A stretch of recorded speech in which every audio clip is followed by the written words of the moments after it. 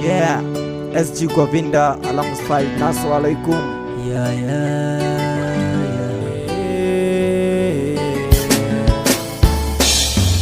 Ya zara farana yarda ina son ki, burin da nake yi ne in aure ki.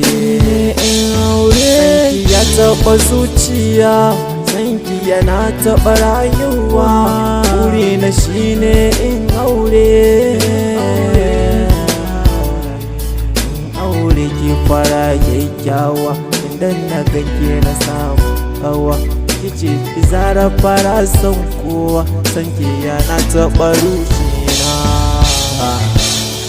Ya zara fara kyakkyawa, kuna kin zamto min kawa, kuma kin zamto min ruwan da zan shaya kauda kishin ruwa. Wai menene haka, na ganki da idin baka, kin ce shi ne naki haka, ƙaunar ki ya shige raina.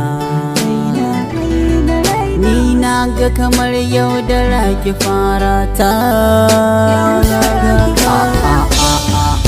da santa na fara, banda dabara, mene hattara, ku ce mini Zara.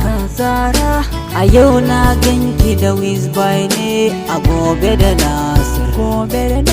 Gani ya koriji ne, amma ina da Dahir.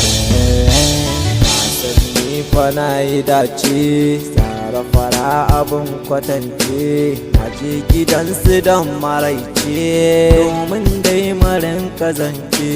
Ya za a yi ta soka abokina, ka za ka min kwace, tsari na hakan bai yi ba, abun bai yi ba. Soyayyar da nake tsakani da Allah nake ya gare ki, tsakani da Allah komai ina tattare na baki, da zaki bani gobenki, buri na in aure ki, domin na sake haɗa ki.